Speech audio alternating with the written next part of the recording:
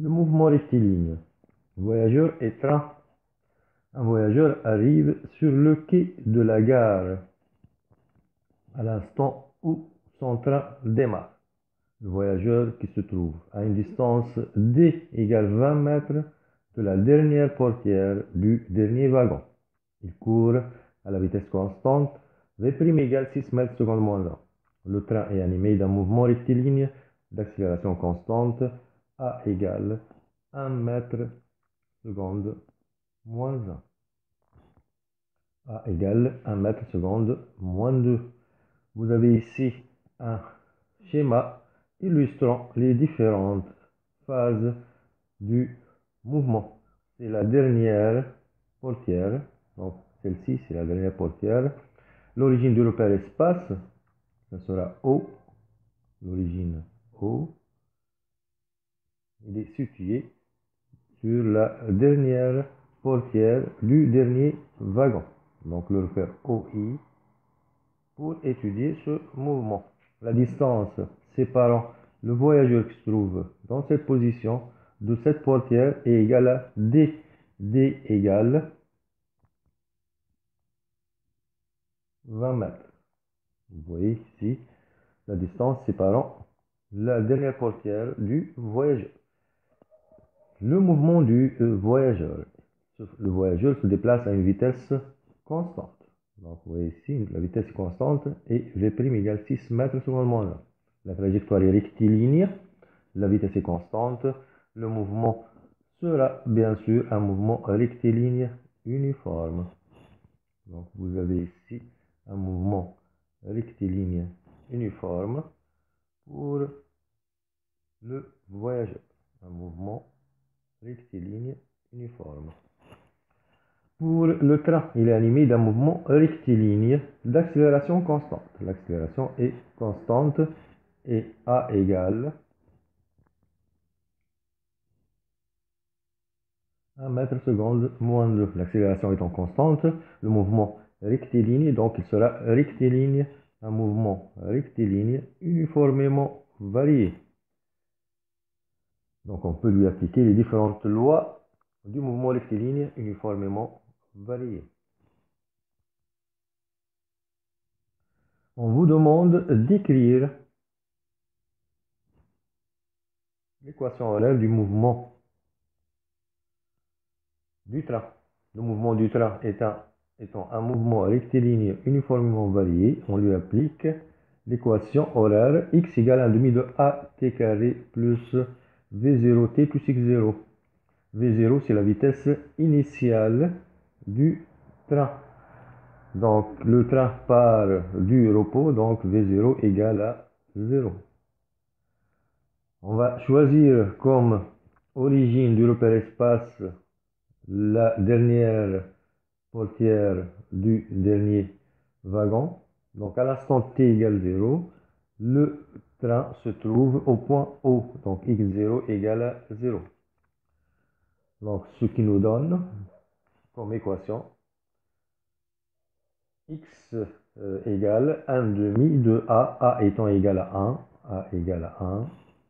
Donc ça sera 1 demi de a égale à 1 mètre seconde moins 2. Donc ça sera 1 demi de t au carré avec t supérieur ou égal à 0. x0 égale à 0 et v0 égale à 0.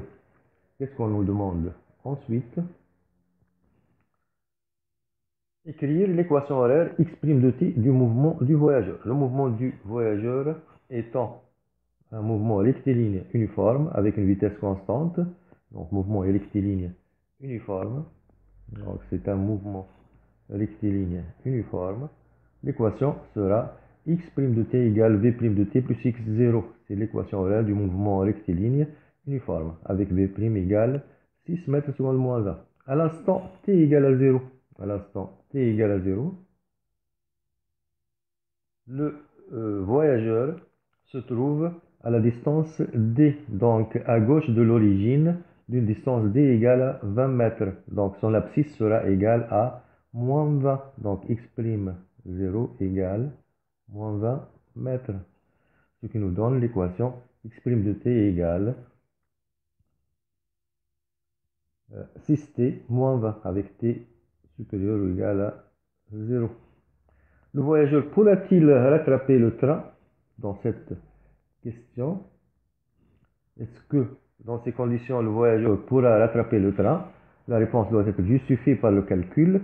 Donc le voyageur rattrape le train, ça veut dire que les deux se rencontrent, donc possèdent la même abscisse. Donc ils possèdent la même abscisse, c'est-à-dire x égale à x'. X 1 demi de t au carré, c'est l'équation horaire du train, égale à 6t moins 20, c'est l'équation horaire du voyageur. Donc, tout calcul fait, on trouve un discriminant négatif. Un discriminant, c'est-à-dire delta négative. Si delta est négative, on n'aura pas de solution. Pas de solution. Pas de solution. Ça veut dire que les deux, le voyageur et le train, le voyageur ne rattrape pas le train. Donc, ce voyageur ne peut pas rattraper le train. Donc, avec quelle vitesse minimale, B'M, la vitesse du voyageur, doit-il avoir pour rattraper le train? On va conserver la même distance. On vous demande la vitesse minimale que doit avoir. Donc la vitesse n'est plus égale à 6 mètres seconde moins 1. Quelle vitesse minimale doit avoir pour rattraper ce train? Donc on va conserver l'équation, c'est x' égale v't moins d' égale à 6t moins d'.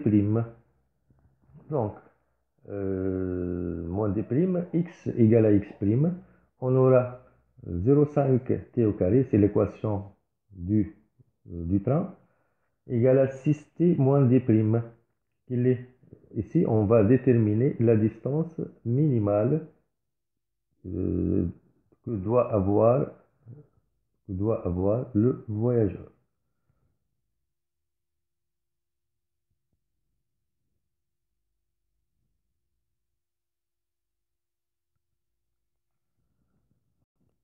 Si le voyageur ne rattrape pas le train, quelle est la distance minimale qui doit le séparer à l'instant t égale 0 pour qu'il rattrape le train? Donc, rattrapage x' égale à x, v't moins d' égale à 1 demi de t au carré. L'équation horaire du train, c'est 1 demi, c'est-à-dire 0,5 t au carré. Celle du voyageur sera 6t moins d'. Donc, on aura 6t moins d' égale 0,5 t au carré. La résolution de cette équation nous donne, pour qu'il y ait rattrapage, donc delta doit être positif, elle nous donne une condition sur delta, 36 moins 4 fois 0,5 d' supérieur à 0, c'est-à-dire d' inférieur à 18, inférieur ou égal à 18 mètres, d'où la valeur minimale, c'est 18 mètres. Si par contre on veut déterminer la valeur minimale que doit avoir le voyageur pour rattraper le train, les équations seront x' égale v't moins d, c'est-à-dire on va conserver la même distance, mais on va jouer sur la vitesse. Sera égal à v't moins 20, x' égale à x, ça nous donne 0,5t carré égale v'd moins 20. 0,5t carré égale v'd moins 20. Donc l'équation devient 0,5t carré moins v't plus 20 égale à 0. Delta égale v' au carré moins 40. Pour qu'elle soit positive, pour qu'il y ait des solutions, il faut que v' supérieur ou égal à 40. Donc la vitesse v' au carré supérieur ou égal à 40. La vitesse supérieure à 2 racines de 10, supérieure ou égal à 2 racines de 10. Donc la vitesse minimale sera égale à 2 racines de 10, qui est 2 racines de 10 mètres secondes moins 1. Donc, c'est la vitesse minimale. Pour retrouver cette vidéo, voir YouTube, avec le même titre, mouvement rectiligne, le voyageur, avec les salutations de مهاجم